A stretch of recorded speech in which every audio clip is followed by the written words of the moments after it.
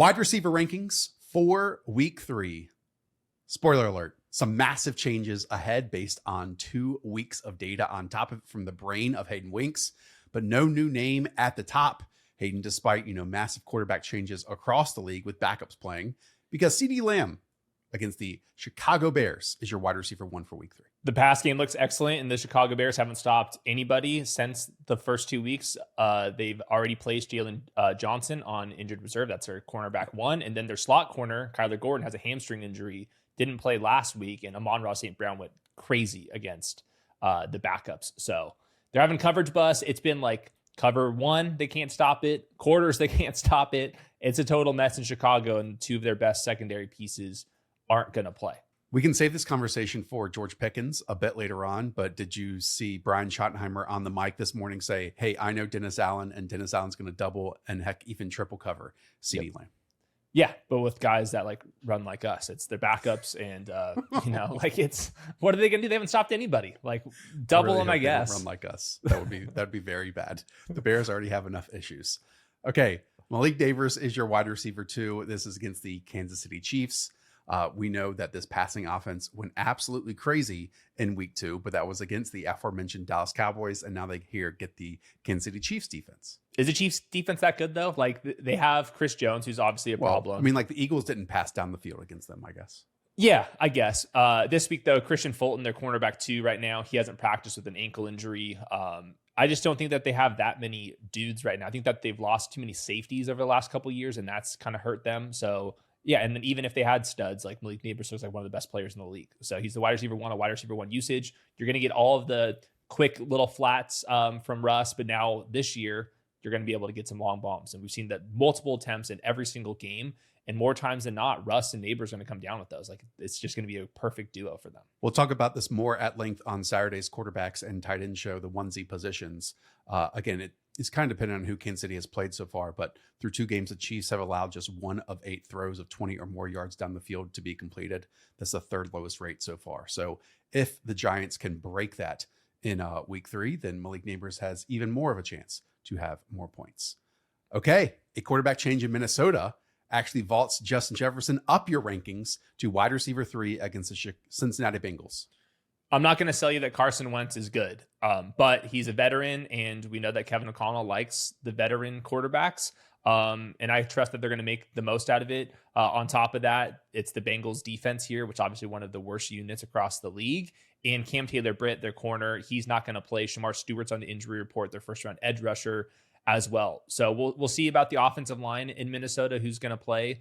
But this is a week where you have, I think, a quarterback upgrade for now, and then no Jordan Addison, and TJ Hawkinson has barely touched the ball at all. So to me, this is consolidation of looks, maybe a better quarterback in a good matchup, and the best or second best wide receiver in the league. To me, this is a week to get Justin Jefferson going and pick him, DFS, you name it. I will add some of our fears, not concerns, just observations about this Vikings offense have come true so far, where they are being far more balanced than they have in the past. I mean, Justin Jefferson has run just 24 and 30 pass routes in 2 games so far this season. I've seen it this week, cited the Josh Dobbs, the Nick Mullins of the world at quarterback of this caliber that Carson Wentz is for Kevin O'Connell. Maybe they do shift more into a pass first attack like they were in those times, or they don't, and they just want to be more balanced this year with the interior offensive line additions on top of it. So we will see, but certainly they should improve off of their 31st ranking in passing EP on offense through 2 weeks so far. That's the bet. That's the bet. And the bet has been good for Puka Nacua, your wide receiver 4. What a freaking monster. Now he does go up against a Vic Fangio Philadelphia Eagles defense. So it's on some level best versus best as well, because this Eagles defense has been fantastic at stopping slot wide receivers through the opening 2 weeks of the season. Yeah, but not named Puka Nacua. I looked at the last 3 games against the Eagles, 14, 13, 11 targets for Puka. So if they do the traditional Vic Fangio stuff, which is a lot of zone coverage, he's the best zone wide receiver in the NFL right now in this offense. And then last game in the playoffs, Vic Fangio actually played a little bit more man. I'm curious if they're actually going to do that, because now they have Davante Adams, who one of the better man wide receivers in the league. But even if that's the case, I like Puka Nacua in man coverage too. So in close games with Matthew Stafford healthy, like this is a time to get after it with Puka Nacua. And I just don't think that the Rams are going to even try to really run the ball against the Eagles front. They got like a guard still banged up, and you got Jalen Carter up the middle. So I just think the easy button's going to be a lot of short passes to Puka Nacua. Amon-Ra St. Brown is your wide receiver 5 at the Baltimore Ravens. He already has the most red zone targets in the NFL with 6 right now. Your thoughts here on Jared Goff, outdoors, on the road, against a good defense? Right. And like the good defense is like particularly good at stopping players like Amon-Ra St. Brown with Marlon Humphrey, Kyle Hamilton, and the linebacker duo that they have. All that said, though, we rarely get Amon-Ra St. Brown as 4.5 point underdogs, you know? So a lot of the time we're going to get the Lions where they only have so many dropbacks. Well, if the Ravens can kind of put it on the Lions defense, which looks kind of suspect to me right now, then we're going to get like Amon-Ra St. Brown in like comeback mode, which we just don't get. So I'm kind of like evening things out, like tough matchup on paper, like schematic wise, but then also I'm thinking probably more dropbacks than usual. Okay, here's the big conversation. Ja'Marr Chase is your wide receiver 6 on the week. Believe in consensus rankings, he's wide receiver 3 on the week. This is against the Minnesota Vikings defense. He's also has Jake Browning as his quarterback. It is notable that he caught 10 of 11 targets for 128 yards once Jake Browning entered the game. But these two also, you know, have some history 2 seasons ago when Browning started from week 12 through week 18. So the first 4 wide receivers are at 71.5 receiving yards in the pick'em lobby or higher. And then this next tier, it's all players in the 60-yard range. Ja'Marr Chase at 67.5 yards, according to Underdog. So yeah, this one's really tough because it's the Vikings defense, which is like throws a lot at inexperienced quarterbacks. But at the same time, where they're most vulnerable is like little quick outs to the flats because they're like bringing some pressure and play zone behind it. And that's where Ja'Marr Chase can go crazy. And then last week, there's 32 dropbacks with Jake Browning. Ja'Marr Chase, 38% target share. If you're a quarterback like Jake Browning, wouldn't you just like throw the ball underneath to Ja'Marr Chase as much as you can? So I think that he's going to survive here. I think that you're probably going to have fewer, dropbacks than usual because the team's not going to put up as many points. The team total is like bottom 6 this week. But the easy button just jam the ball to Ja'Marr Chase. And like, if I know that, then they know that. Especially if you can't run the ball in the Vikings defense. I know in week 2 they were run on, but in week 1 and last season they were not. Yep. My only point here is, and look, it's a different environment, right? Ja'Marr Chase is healthy this season. Tyler Boyd isn't on this roster, but when these 2 teams and 2 players did play against each other from week 12 through week 17 back in 2023, he just had 1 week of top 10 scoring and everything else was outside of wide receiver 30. So, it can be difficult to run the exact same offense with Joe Burrow versus Jake Browning. I don't think they're going to. So I don't know. I think I'm a bit more skeptical than the public on Ja'Marr Chase and maybe slightly above on T. Higgins when we get to him. Nico Collins is your wide receiver 7. This is at the Jacksonville Jaguars. Talk to me. There's definitely reasons to be concerned. Everyone knows about the offensive line here. We're not seeing quite as many screens like through 2 weeks than we're typically seeing with Nico Collins. You're also not seeing as many downfield shots as we've seen. All that said, last year when Nico Collins was easily a fantasy wide receiver 1, it was like the worst offensive line in the league too. So like, I think over the next couple of weeks here, we're going to even this thing out. It's not an easy matchup. The Jaguars have Tyson Campbell healthy, and then Travis Hunter, I do think is going to play some corner as well. And he's looked decent at corner, but the last 3 games, Nico Collins against Jacksonville, 8 catches for 119 yards, 12 catches for 151 yards and a touchdown, 7 catches for 104 yards and a touchdown. So the history is on Nico Collins' side here. I think that if you are feeling the pressure as the new play caller for the Texans, I got one answer to it, and just throw the ball as many times as you can to Nico Collins. Yeah. To me, though, that could have been the answer in weeks 1 and week 2 as well. I know he got 9 targets last season, and it didn't totally work. I was really excited for Nick Caley as the play caller. We'll talk about this in the Onesie show on Saturday. He is not pulling any fun levers and easy levers so far on this team in terms of play action, in terms of motion. In fact, those rates are well below they were with Bobby Slowick over the last 2 seasons. So that doesn't give me, great motivation here in week 3. I'm guessing that they're like trying to like sort things out pre-snap for CJ Stroud's like new form and stuff. When you add like all the motion stuff, it might be a little bit harder to kind of pick up, but I don't know. The pre-snap stuff has been great already. So why not? I know it's bad. It's not working. Zay Flowers is your wide receiver 8. This is against the Detroit Lions. What a fun matchup that is here in week 3. Baltimore right now has scored a touchdown on 39% of their drives, which is obviously first in the NFL. Yeah, I mean, Zay Flowers right now is one of the few wide receivers with a 40% target share. And we're seeing like screens like at a like career high rate and end arounds and stuff like that in clutch situations. And then Zay Flowers to me is like ascending, just winning by himself down the field. And I think Lamar Jackson is one of the best in-pocket quarterbacks in the league. So I think Zay Flowers is like going to be a total smash this year. Through 2 weeks, he's the wide receiver 6 and wide receiver 11 usage, and that's with Baltimore being 28th in pass attempts. So you never know about these games with the Lions. They're projected for the second most points. This could end up being a big shootout if the Lions can move the ball on offense there. But I'm seeing a lot of great things from Zay Flowers and obviously a elite offense. Only thing I'll add is he obviously hasn't scored as many touchdowns as like, Lamar Jackson threw last week. The part of that is he doesn't have a red zone target so far this season, and he's never really been a red zone target player for this team. So that's why we can all get this frustration of, hey, Devontae Walker and whoever the hell else, Tylan Wallace, get red zone touchdowns last season or last week versus Zay Flowers getting them. Who's also been a total smash this year is Jaxon Smith-Njigba. This is your wide receiver 9 against the New Orleans Saints this weekend. Yeah, he's like the other guy next to Zay Flowers in terms of target share, like 40%. So this is a great week to fire him up. The Seahawks are 7th in projected points at home, 24.5 against the Saints, who I think are a little bit of a lost cause on defense right now. And then JSN through the first 2 weeks, wide receiver 11 on wide receiver 9 usage. So yeah, he looks good. He's playing more on the outside. He's been handling it well there. And then whenever he moves into the slot, it's like automatic to him. So there's only so many guys to get the ball to right now, especially if Zach Charbonnet is going to miss this game. Yeah, great spot. Just to go into that a little bit further of where he's getting the football, he's only run 16 routes out of the slot so far this season, but JSN has been targeted 10 times on those plays versus 12 targets on 40 outside wide receiver routes. So I'm sure if that's something that I can key in on, defenses are going to key on that as well. Yeah, probably. Rome Odunze is your wide receiver 10 against the Dallas Cowboys. He's actually wide receiver 14 in consensus rankings. So look at that. Only takes 1 week and bing, bang, boom. Hayden Winks is above consensus on Rome Odunze.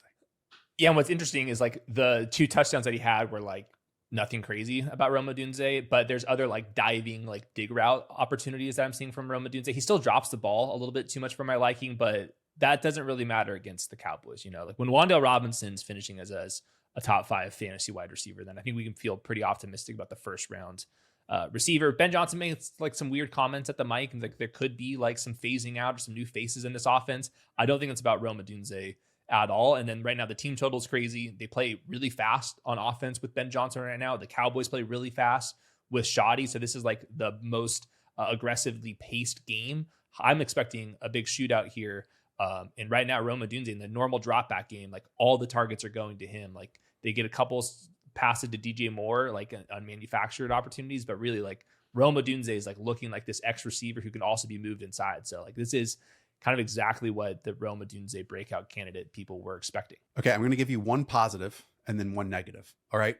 The positive is that 3 of his 5 targets in the red zone for this team so far, and then 3 of 4 throws into the end zone have also gone to Rome Odunze. And that is important because we know how good in the past Ben Johnson has been with the Lions in terms of manufacturing touchdowns and red zone touchdown success rate. If he's prioritizing Rome Odunze in that area, hell yeah, that's great for us. Now here's the negative, okay? When we reviewed Rome Odunze's rookie tape and heading into this season, a major issue was his ability to sit and be in a connection in zone coverage, right?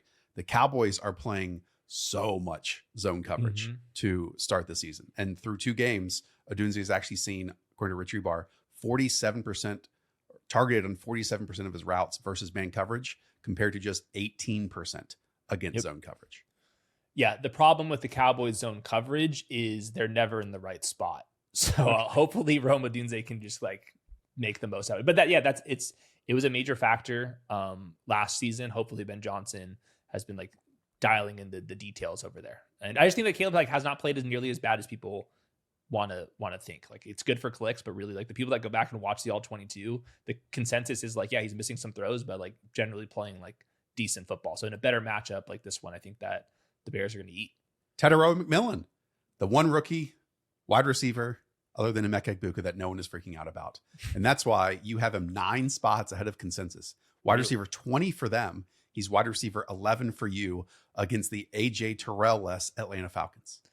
That's what I'm saying. Like, who's going to be defending him in coverage? And right now, like, T-Mac just like looks like the real deal. Like, he's winning in every single way against man coverage. Like, we had, the little hitch route yards after the catch. We had like comeback routes where he looks awesome using tempo. You got the back shoulder fade stuff. There's the crossing route where he has yards after the catch stuff. Like, dude, it's been 2 weeks. And like, I can name all these explosive plays that he's been having. Agree. So the Panthers right now are first in wide receiver usage. Obviously, that's because they've been trailing in both games.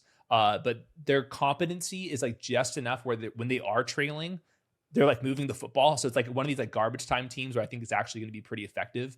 And we'll see. Like, I think that the Falcons defense has been like solid and they have better pieces up front. But I don't think they're like very good still, especially without AJ Terrell. So the ball needs to go to T-Mac. And then on top of that, Xavier Leggett, questionable to play. This game is at 1:00. When the clock strikes 3:00 on the East Coast for all of you, and Mr. Hansen on Red Zone says it's time for the witching hour, I want you to open up your phone to the Underdog app because, man, oh man, we have some sick promos for you, discounts. It is the witching hour every single Sunday at 3:00 Eastern. You can adjust that based on where you live in the beautiful United States. Yes, the witching hour. It is over on Underdog. And we're just like trying to throw these promos in your direction. So go and play right now. Use promo code the show. Play $5. We'll give you $50 on top of that. Brian Thomas Jr., wide receiver 12 for you. Talk to me and talk people off the cliff here. He's a wide receiver 3 in expected points. Now, it has not looked pretty, but the model's telling me he's a buy low. My eyeballs are telling me that long-term this thing is going to work out. Is it the same zone problems that he had as a rookie? Yes. Is it the same accuracy problems that Trevor Lawrence has had throughout his career? I think so. But Brian Thomas is mega talented. So I think over the long term, he's going to totally be fine, especially if Travis Hunter has to play a little bit more corner because of injuries. Collectively, Jaguars are second in wide receiver usage. They're playing with enough pace. They're throwing the ball out quickly. Brian Thomas is very good in the manufactured touch department as well. So I'm a believer in Brian Thomas long term. It has not been pretty yet. And to be honest, it still might not even be that pretty this week because he gets Derek Stingley here. So without the Derek Stingley matchup, I would probably have him right next to Nico Collins and stuff. So I moved him down 5 or 6 spots because of matchup. But he's just too good. But he hasn't been that good this year. Like, I agree, it's going to work itself out. But I do wonder, like, when is it going to be the game that he actually plays to his ability? Because while there has been some quarterback issues, it's also been like self-inflicted issues on top of that we've seen in both weeks, in week 1 and week 2 after a big preseason hit. So I don't know if that's just like, because I didn't play the game, a switch that you can flip, be like, oh, this week I'm going to lock in and not alligator arm stuff and give complete effort and all those things. But maybe it is, because I agree with you. He is a very good football player. Yeah, he just runs right by everybody. So when he catches the ball, it's big yak opportunities. And the Texans do play some man coverage because they got the corners to do so. But yeah, I think they're just going to get this thing going. Like, enough of the media craze. Like, it's been nuts this week for people covering the Jaguars. It would be nice to kind of silence everybody with just a bunch of free targets here. Drake London is your wide receiver 13. This man has been pretty high up in terms of wide receiver usage and expected points over the first 2 weeks. And he sits here as wide receiver 13 against the Carolina Panthers, a defense that he torched last year in week 18. He really has no match when it comes to the Panthers slot corner. And we know that he'll get the football a lot if he lines up in that area. Yeah, Panthers got a couple starters banged up and ruled out already. I will say, like, J.C. Horn has been pretty impressive so far. And I think that Mike Jackson too. Those two will see each other plenty. I'm just still a believer in Drake London, the talent. The team total's at 24.5 points, which is top 10 easily. He's the wide receiver 17 in usage despite having that shoulder injury. I did want to note one thing. Like, I think this is just small sample size noise, but there's 2 stats that I did find with the Falcons. They're 4th slowest to snap the ball, and they're 3rd lowest in neutral pass rate. Like, I thought we were going to get more of a fast-paced 11 personnel offense with a lot of pass attempts. We have not seen that quite yet. Maybe that's the right tackle being out. Maybe they're seeing something else, or just Bijan's too good. But that's just like something that I was not anticipating when we were drafting Drake London, like, 15th overall. I'll repeat this on the tight end show with the quarterbacks on Saturday as well. But the other note that I came up with is we know that last season, this Falcons team led the NFL in 3 wide receiver sets, 86.7% of all snaps. And then in week 2, finally, when, Darnell Mooney was healthy and played basically every single route here, they went to last in terms of 11 personnel usage at just 12.1%. So that is good news for just one man, and his name is Kyle Pitts. It is. He deserves it. And no Charlie Warner right now on the injury report too. So there comes a point in every summer where you simply run out of things to do. What I do in that moment is go to my phone and go to SeatGeek. Yes, they have you covered. For tonight, if you need something to do, I can go see the Struts with Dirty Honey, go see minor league baseball. Cypress Hill with Atmosphere is also playing in my city. Or if I need to plan a date, something to do with my wife this weekend, look, I can scroll down to the Popular This Weekend tab. Katy Perry's playing in a few cities over. Or if I want something a little more niche, maybe just as rugged and uncomfortable, Redneck Brawl. Yes, you see it. Redneck Brawl is in North Carolina. As you can see, SeatGeek has everything that you need. Concerts, sports, festivals. SeatGeek has you covered and has your back because each ticket is rated on a scale of 1 to 10. So you're getting a good deal. So, of course, I have a promo code for you. You can use code FANTASY10 for 10% off your next set of tickets on SeatGeek. Yes, that is 10% off any tickets with promo code FANTASY10 on SeatGeek right now. Make sure you click the link in the description down below to download the app and have the code automatically added to your account so you can use it later. Davante Adams is your wide receiver 14. Yes, 2 Rams wide receivers in the top 14 against the Philadelphia Eagles defense. I mean, he's a wide receiver 2 in expected points so far. He had a bunch of goal line incompletions and finally scored a touchdown later in the game. This is like a tricky spot with the Eagles because Quinyon Mitchell is like shadowed a little bit, but not all the time. I think this would make sense for Quinyon Mitchell to shadow Davante Adams, but the Rams could also move Adams around. Adams could just cook Quinyon Mitchell. And whenever he does see the cornerback too, It's just going to be barbecue chicken. So I just think it's going to be a spot where Puka and Davante Adams, the ball is just going to keep going to those 2 guys because I just don't anticipate them running the ball very effectively against the Eagles. So if anytime he gets that Adoree Jackson or if they benched him for another guy, I think it's going to be looking good. So Sean McVay and Mike LaFleur are much better at their jobs than I am doing their jobs. But I wonder if they could do this, okay? Because, again, the Eagles so far have allowed like just 5 receptions and 4 yards to slot wide receivers so far this year.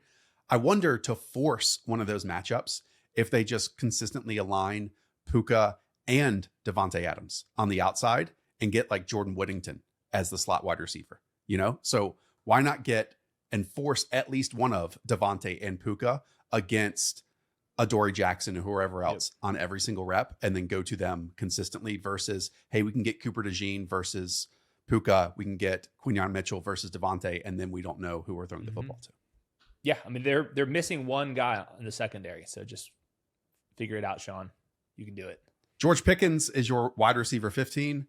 He was last week's panic meter to 10 for people that didn't understand matchups. And look, we're here right now. I mean, I will add though, Hayden, he's still wide receiver 25 in consensus ranking. So why are you 10 spots above that? Well, that witching hour, I cannot wait to use it on George Pickens. So he plays in the later slate. So once we get that app notification, we're ready to go for George Pickens. It's just the comment that you made about with CeeDee Lamb, like, hey, they might double CeeDee Lamb. But if they do that, then George Pickens is going to go up against backup corners on the perimeter. Like I said, no Jalen Johnson on IR, and they've just been getting shredded. So like if they're going to do double team stuff, they're just going to play man coverage and against backups, like George Pickens is going to go crazy. So collectively, the Cowboys are 3rd in wide receiver usage. And that those don't even include the defensive pass interferences that George Pickens has been drawing too. So I think it's just maybe the best matchup there is right now, the Bears secondary, and George Pickens is a good player. Yeah, Bears have allowed nearly 14 yards per target to outside wide receivers so far this season. That's 31st in the NFL. So maybe you want to look at some hires for George Pickens like we talked about in the witching hour window. Deebo Samuel. Oh, I love to see this. Your wide receiver 16 on the week against the Las Vegas Raiders. Not only ahead of Terry McLaurin for back-to-back weeks, but in the top 16 overall for wide receivers. Through 2 weeks, wide receiver 8 on wide receiver 21 usage. We're not going to get Jaden Daniels here, but I do think Marcus Mariota is like good enough to throw the ball to Deebo Samuel. Probably like less of the inbreaker stuff that's been really good for Deebo, but I just don't think the Raiders defense is going to be very good this year. And I think Deebo Samuel without Austin Eckler, like I think that you can add in a couple touches from the backfield, especially in the red area. They've already shown that they can do that. And Deebo Samuel is like the easy button in the offense right now. And I feel like you would just keep smashing that if you are with the backup quarterback. We talked about this during his time with the 49ers, and it can probably come true here as well. The Raiders play a ton of zone coverage, 85% of their defensive snaps, the second highest rate in the league. Deebo loves, and I mean loves, these types of matchups. And heck, we could get even more manufactured stuff with Jaden Daniels and Austin Eckler out of this game too. Jakobi Meyers on the opposite end is your wide receiver 17 against the Commanders secondary. He's wide receiver 10 in usage. Last week, 28% target share. He's been a top 20 wide receiver. This is exactly what happened last season after the Davante Adams trade. So like we're going on like nearly like a 17 game sample of him just being a top 20 wide receiver. So, I mean, how big does a sample need to get for him to be ranked like this? And especially right now, Brock Bowers, he's just not the same Brock Bowers. Like he's too injured right now. So I think that's going to look good. They're expected to lose this game as well. And I'm not sure if the Raiders are ever going to have that like super effective ground game. So I think they're going to be like a little bit higher in like neutral pass rates than people would think here. And Jakobi Meyers is just good. Back-to-back games of 10 plus targets. What more can you ask for, really? Mm-hmm. Lad McConkey, that would be nice, of 2 games of 10 plus targets. Now he gets the Denver Broncos defense so far. And this is something that we talked about heading into this year. He does not have a red zone target at this time, but he has seen 55% of his snaps in the slot, the most of these Chargers wide receivers, which actually might surprise people when Keenan Allen's also on the roster. Yeah, those two could kind of been like used interchangeably to some degree. Of note, obviously, Pat Surtain plays for the Broncos. He's only kicked into the slot like on 10% of his snaps. So I don't think he's going to be shadowing Lad McConkey. There's too many other guys that they can shadow. If I was the Chargers, I'd put Quentin Johnson on the Patrick Surtain side and then let Lad McConkey and Keenan Allen go up against Riley Moss and their nickel players. So I think it's a tough matchup because the Broncos are good on defense. Is it like the craziest matchup for Lad McConkey? I really don't think it is. He's only going to see Pat Surtain so much. And I just think if you're looking at the Chargers, like number one usual pass rate and Lad McConkey is their best wide receiver. Like this is going to get course corrected, even if the target share isn't as high as you'd want it to be when you draft him in the second round. Mike Evans against the New York Jets is your wide receiver 19. Look, we talk about these top corners across the league often, and like you just did with Lad, specifically, they only stay on one side of the field. Unless you've seen something else. What I have seen is that through 2 games, Sauce Gardner is actually traveling with the opposing top wide receiver. So to me, that is kind of notable here for Mike Evans, because he will see most likely a lot of Sauce here in week 3. Yeah, he's at 72.5 receiving yards in the pick'em lobby, which is like just as much as like the top 5 guys. That caught me by surprise. I think the reason why Sauce is going to be shadowing more this year is because there's a huge drop off from their CB2 this year compared to last year. So yeah, it would make sense if Sauce played a lot against Mike Evans. Emeka Egbuka is probably going to be playing through an injury. Mike Evans is the wide receiver 14, so I don't want to like move him down too much. The Bucs team total, I keep refreshing this because it's shocking to me. They're at 25 points. That's without their left tackle, their right tackle, and a guard now this week. So we have like a cluster injuries. So there's a bunch of last minute injury report stuff that we have to kind of sort out with Mike Evans. So this is like largely a placeholder, but I kind of see it more like you, where I'm a little bit more skeptical than the market kind of sees this one. Not enough to bench him, just 72.5 yards like caught me by surprise. And as we talked on Stats versus Film about, by the way, hopefully you're tuning into our flagship show every single Tuesday where we talk about every single team. That Baker Mayfield's time to throw dropped by like a full second when Luka Decky went out. And that was even Cody Mauch basically playing through an injury. Mm-hmm. And now he's also out at the right guard spot. So yeah, multiple injuries here. AJ Brown is your wide receiver 20. The panic meter is high. Should it remain high here? Well, I think there's like multiple things at play. In the first week, we talked about it, zone coverage. I didn't think that AJ Brown looked fully healthy. In week 2, that was like not the case. They played, actually, he saw a lot of man coverage. You're just seeing like fewer go balls and you're seeing more slants, which AJ Brown could take a slant and completely house it. It's just a little bit harder to do. I think that Jalen Hurts is turning down some throws as well, but Right when the Eagles traded for him before Saquon was there, they would give him screens and RPO targets. And obviously that provides you more of a floor. You don't have to do that when you have the ground game that the Eagles have. So I do think there's like some like systemic issues holding AJ Brown back. All that said, it just takes a couple plays for him to go absolutely crazy. So I'm kind of middling this where I know AJ Brown's good, but his usage is like completely in the toilet. And we'll see. This is a closer game than typical for the Eagles because they play the Rams, who have a secondary issue right now due to injury. So I think it's like a good spot to get this thing course corrected, but he needs to make the most out of his 6 or 7 targets. Yeah, the Eagles have the fewest plays of 15 or more yards on offense this year and are tied for the fewest plays of 20 or more yards. That's not just the passing, that's also the rushing. You would like to think that is going to change this week when, last season Saquon Barkley had 4 runs of 60 plus yards against this Rams defense. At the same time, it's also, the Rams defense that is really good. And it just honestly sucks to watch when AJ Brown, 89% of his targets have been shorter than 10 yards down the field this season. Yeah, he pretty much at this point needs to either take a slant after the catch to the house or come down with a go ball, which he can do. Like this is like one of the best man coverage wide receivers in the game, but you only get so or many the Eagles go down by 2 touchdowns, which will never happen. Right. Garrett Wilson is your wide receiver 21. I mean, it's been a tale of 2 games here for Garrett Wilson, and we've gotten the 2 extremes from kind of both camps that were drafting him or not, right? Yep. Week 1, he ran pure, big time stuff from he and Justin Fields.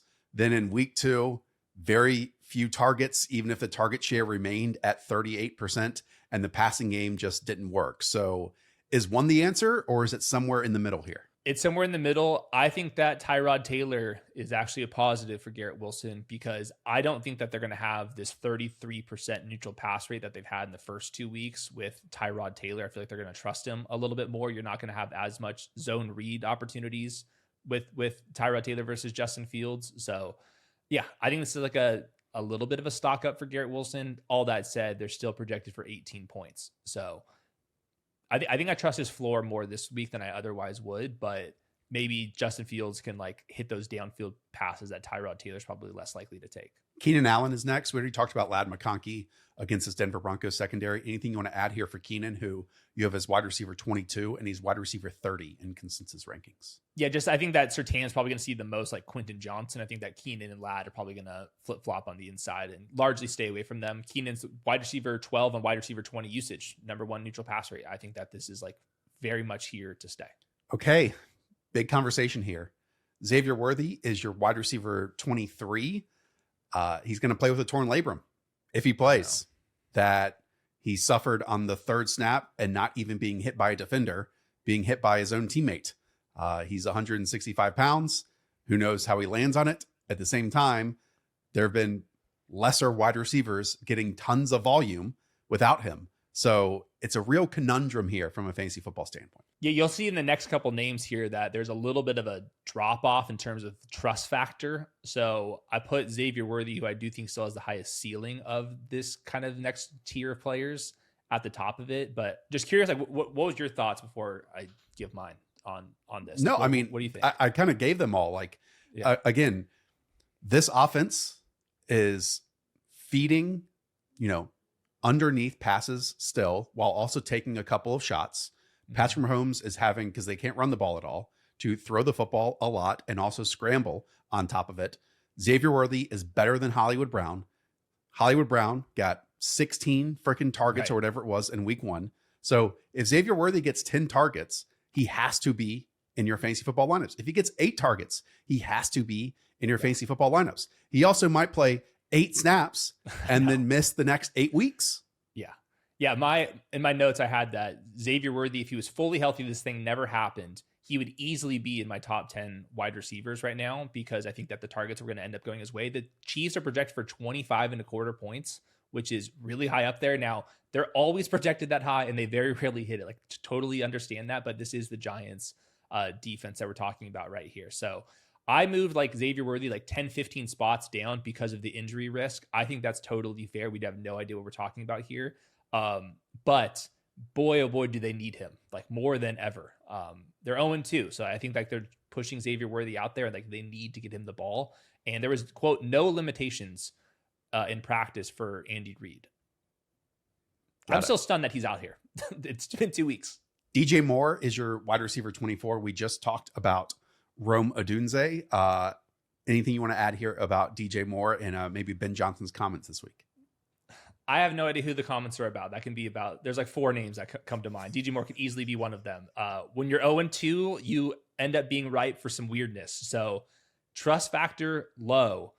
That said, the fastest paced game with one of the highest totals of the week. And I don't think the Cowboys are very good. They don't have Deron Bland right now. So this is like last chance Trevon for Diggs DJ looked Moore. awful last week.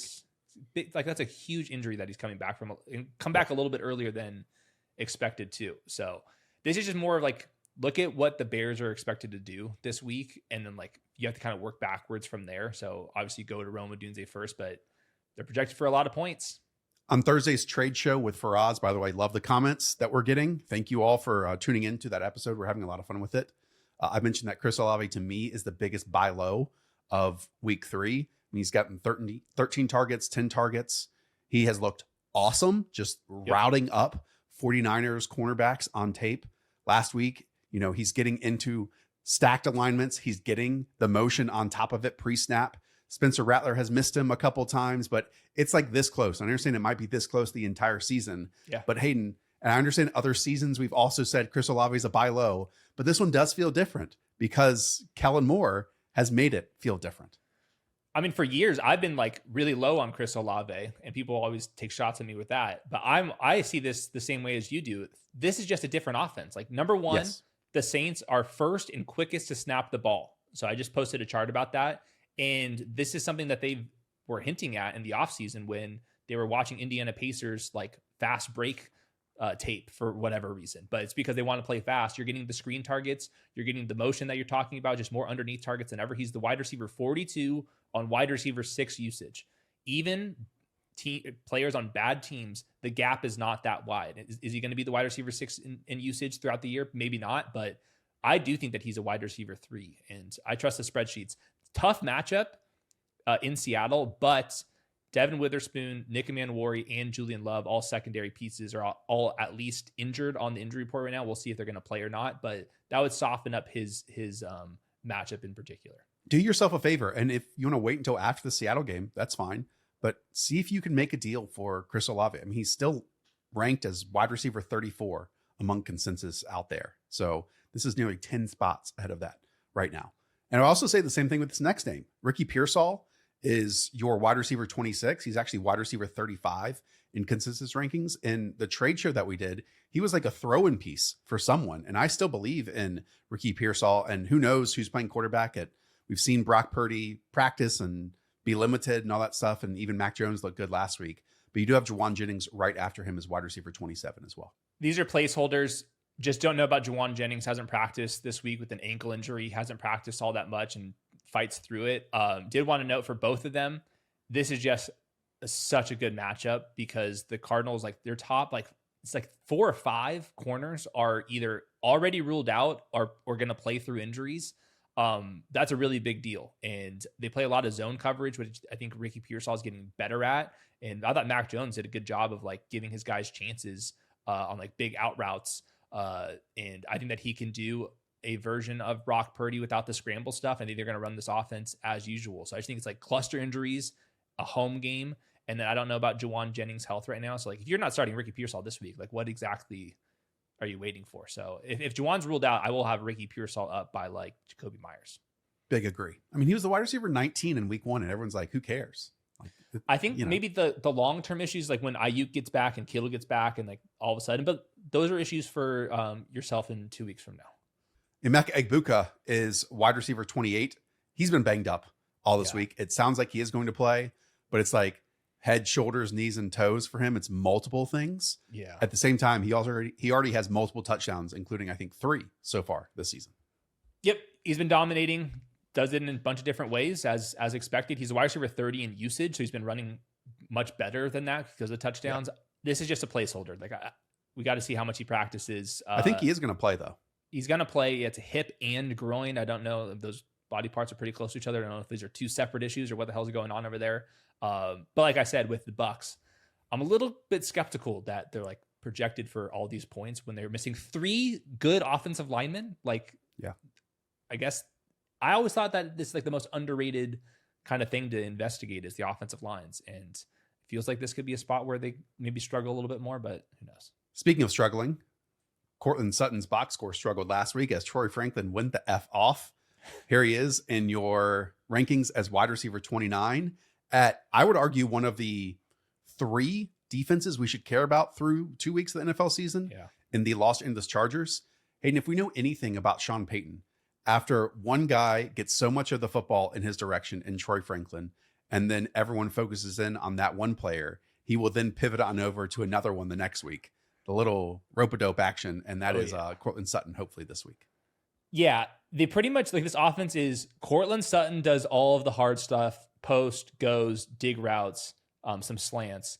And then they have one joker, and the joke ends up being on you for trying to figure out who that joker is going to be on a week-to-week basis. This is not an easy matchup for Courtland Sutton because the Chargers play all that too high zone coverage and just harder to have these like big, like alley-oop receptions that Courtland Sutton's been so good at. So the last 2 games against the Chargers, 5 for 50, 4 for 53, and a touchdown. Like those are like a little bit lower than average in terms of the targets and yards and stuff. So I think it's a rougher matchup for him. I'm willing to give him the benefit of the doubt after, having like 10 straight good games that you're allowed to have one bad game at this position. He is one of those guys though, that, people slightly move up after those 10 games. Then he has one bad one, then boom. It's like, see ya. He's down far down the list again. Yeah. This is a tough matchup, but usually I'll probably have him in the 20s. Calvin Ridley is your wide receiver 30. This is against the Indianapolis Colts. Yeah, I mean, the Titans offense from like an efficiency and EPA and all this stuff just has not been good.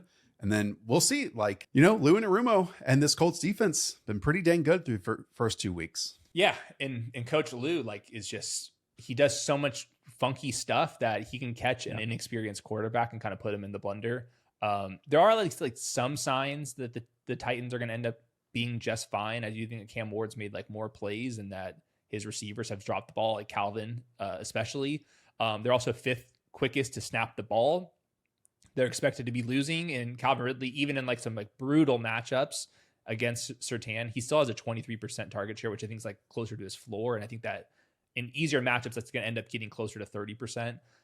So I think he's a buy low in every capacity, just matchups, usage, and then we just know where this thing's going to end up going. So Charvarius Ward is back from concussion protocol. I am worried a little bit about Lou Anarumo, but I do think that they can link up on a couple big plays here. I frequently bring up when you are far ahead of consensus. Here's one when you're way behind on consensus. DK Metcalf, I'm sure people have been wondering where he is in this list. We probably already got comments of, hey, where's DK? Really? He's wide receiver 19 in consensus rankings. Wide receiver 31 for you. You know me. I've kind of been on this same train that he should be around in this area since the offseason. I mean, right now he's only averaging 5.6 air yards per target. His career low in a previous season was 11.2.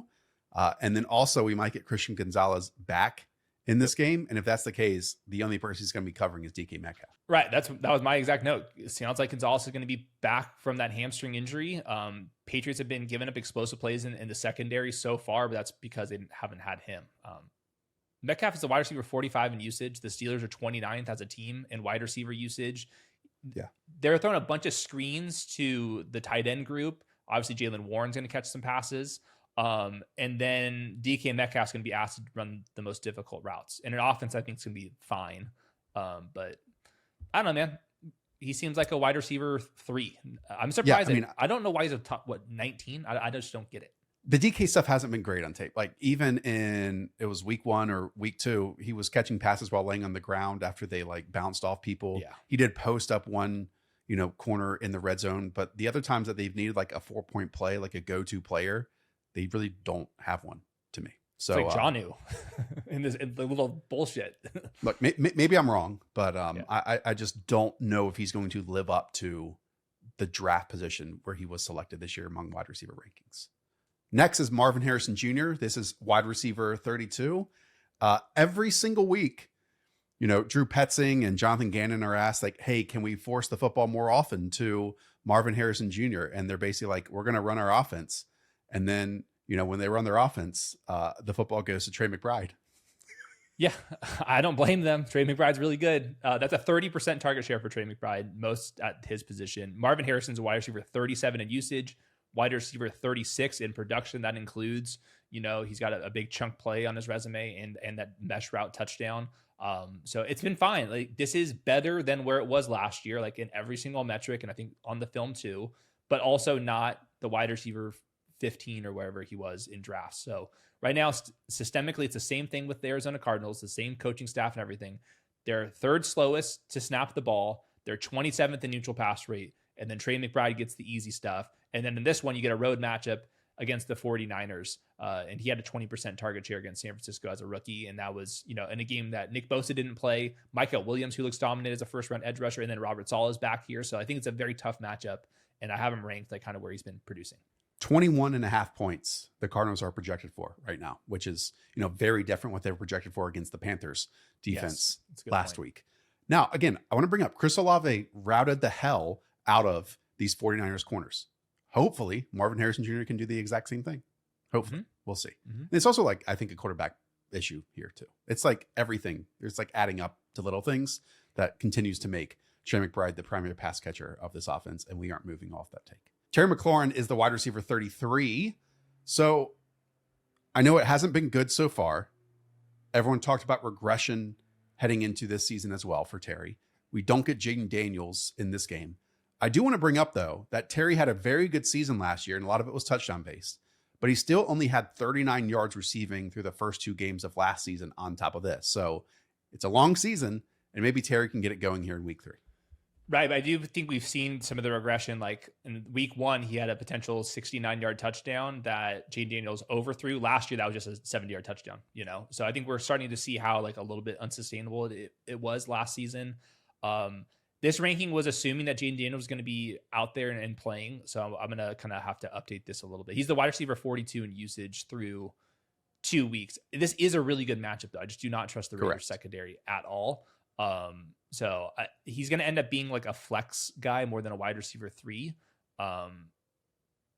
So I'll tinker with this just a couple spots. On throws 20 or more yards down the field, the Raiders are allowing a 57% completion rate, which is 25th in the NFL. So again, I think it could happen this week for Terry. Davante Smith is your wide receiver 34 against the Los Angeles Rams. Anything you want to add here? We kind of discussed this matchup entirely. Yeah, not really. He needs to come down with the explosive play. He can do it, but not always. And then Quentin Johnson is wide receiver 35. Again, I think people might be surprised that there are 3 Chargers wide receivers in the top 35, but you and I discussed it in Stats versus Film that when you are so high up in neutral pass rate, and the next closest team, by the way, is the Cincinnati Bengals, so that might change, and they could be in their own zip code with this, then you can support 3 top 36 wide receivers. Especially when your quarterback's Justin Herbert and your number 1 neutral pass rate. So yeah, once again, the Quinn Johnson stuff, I do think this could be the dud. High variance. Just because, the matchup, he's going to see the most Pat Surtain, I'm guessing. Michael Pittman, here's a new team. Wide receiver 36 for you. The Colts facing the Titans secondary. A Titans secondary that has given up 6 for 61 to Courtland Sutton, 8 for 91 for Puka Nacua, and Davante Adams 6 for 106 and 1. Titans cornerback 1, L'Jarius Sneed, hasn't practiced much with a back injury, so we'll see if he's going to play. And yeah, last week you get Pat Surtain in coverage and the ball goes other ways, but if you look at the last 17 healthy games with Michael Pittman, it's averaging on pace for 100 catches. So I think we're going to middle this. He's going to get some RPO targets in this one. I think the Daniel Jones stuff has looked pretty sustainable. He's moving in the pocket well to set up throws. He just looks like a totally different quarterback right now. So I think this is just a really good matchup for Michael Pittman, who I'm guessing is just going to be a little bit underrated for the next couple weeks because people aren't going to be buying this, but he's a little bit of the easy button in this offense and one that's might be top 12. Let's have the Green Bay Packers conversation. Jaden Reed out for a very long time. So next up in your rankings, you have Matthew Golden as wide receiver 37. What could go wrong? And then Romeo Doubs as wide receiver 38. Does this mean that Dontavian Wicks is going to be their leading receiver in week 3?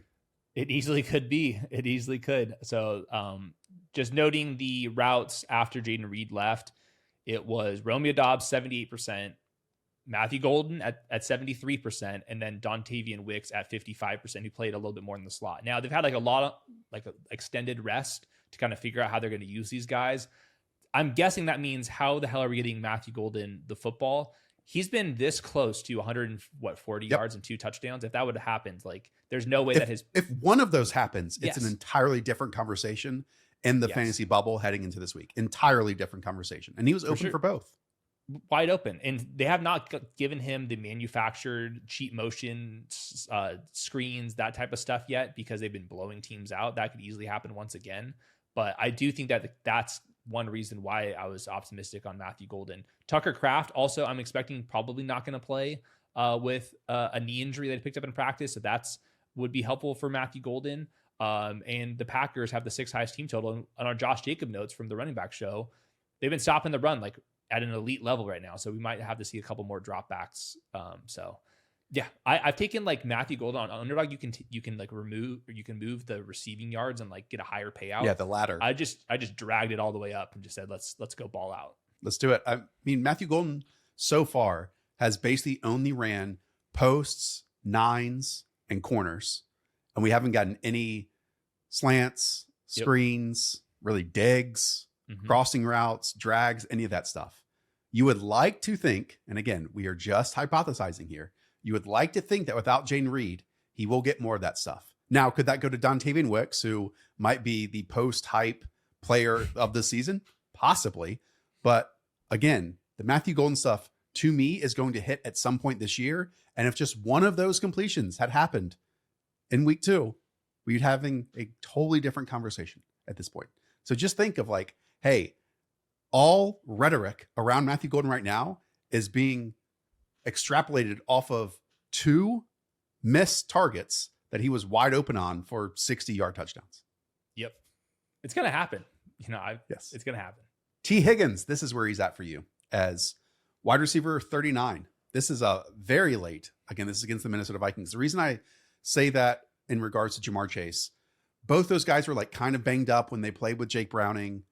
And then when they did play, like I mentioned, Jamar Chase just 1 top 10 scoring week. T. Higgins actually had 2 top 10 scoring weeks during that time. And again, that was even with Tyler Boyd out there. And we know how much kind of his game has evolved into more gimmies without Tyler Boyd on the field.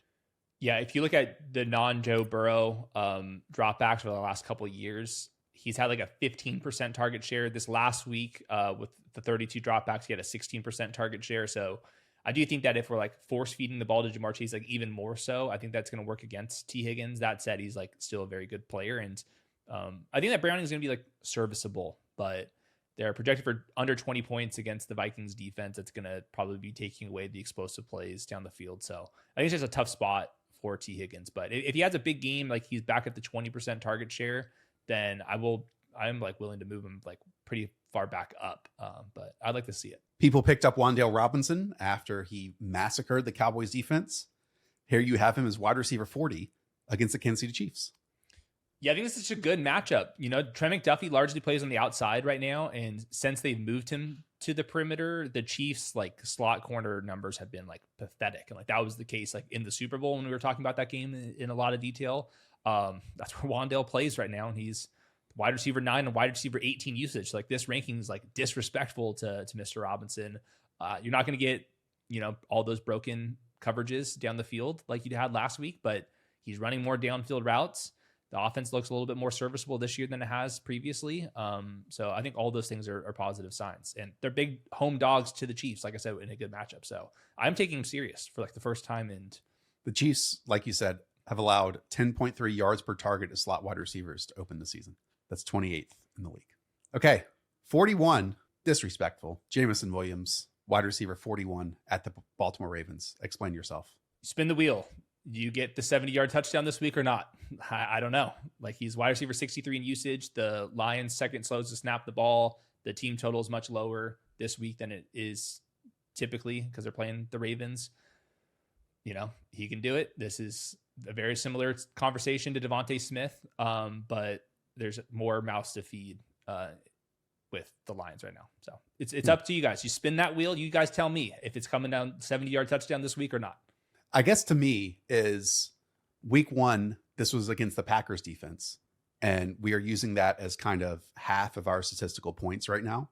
Whereas the Packers defense has kind of like demolished everyone. And this past week, I understand that, it was only 4 targets and, it was long, gains, but that's also what happens when you have 2 50-yard touchdowns is you're not going to have maybe as many targets. And we like long touchdowns on top of this. Yeah. It was 14% target share last week though. Like that, the rate numbers do matter to some degree. I'm not ruling out a big day. He can always have a big day. That's the JMO stuff. Better than best ball, I'll say it. Okay. I'm starting Jameson Williams in the league. So that's just, I feel better about it than you do. Let's put it that way. Travis Hunter is your wide receiver 42. We talked about this a lot in Stats versus Film. Anything you want to add here? Yeah, he's been used like Cole Beasley on offense, and there's a little bit more uncertainty about exactly how many routes he's going to run this week. Jarian Jones has been on the injury report with a back injury. That's their cornerback too, who was like in and out of the lineup, and that's when Travis Hunter played a lot more corner. He looked, pretty dang good at corner. So I just don't know what his route rate's going to be. Is it going to be like it was in week 1 where he had 10.7 expected half PPR points, or is it going to be in week 2 when it was only at 8.7 expected half PPR points? So yeah, this is like complete who knows scenario. Going back to the Nico Collins numbers, like I do think there would be some reason to have Travis Hunter out there going up against one of the better wide receivers in the league, but they can also use him at wide receiver too. I would just like to see more outside wide receiver stuff, more downfield stuff. We have like one big kind of crossing route, but other than that, it's been like, I think they had another one in the red zone too that he was underthrown on that would have been a touchdown as well. That absolutely would have been, but we'll close things out with one of the biggest waiver wire pickups of the week that you and Jacob covered on Monday night. Hopefully you all are tuning into the waiver show each week. That is Troy Franklin. He was the go-to player for this team in manufactured stuff, RPOs, slants, everything last week. Is that sustainable? This would be a week where you would get back into that just because the way the Chargers play offense, or defense, like they're just like, all right, go down the field 14 plays and then finally score a touchdown. And a lot of quarterbacks like lose the patience, or there's a mistake or a holding or something like that. So I do think that underneath quick passes would be one way to attack this. He had 4 screens. There was like check and releases. You had RPO targets. He had that scramble drill play as well. And he's out there for more snaps than Marvin Mims ever played. So I am taking this serious. I would like for him to prove it just because there's the rug pull effect with Sean Payton, but this like sounds like it could happen once again based off the matchup. That does it. Hopefully you enjoyed that. Don't forget, on Saturday, we have the quarterback and tight ends, the 1Z position show rankings for every single one of those names. And also Sunday morning, 11 a.m. Eastern, we are here on the channel to answer your questions live for 2 hours ahead of kickoff. It's all about you. It's all about fixing your lineups. So be there and join us. And again, I remind you, at the 3 o'clock hour Eastern Standard Time on Sunday, when you hear Mr. Hansen say, hey, it's the witching hour, open your app and get all the promos and the discounts on Underdog. The witching hour is here for all of you. That does it for us. Shout out to Weaves, Mosho, and Hayden. Up the Villa. We'll talk to y'all soon. See ya.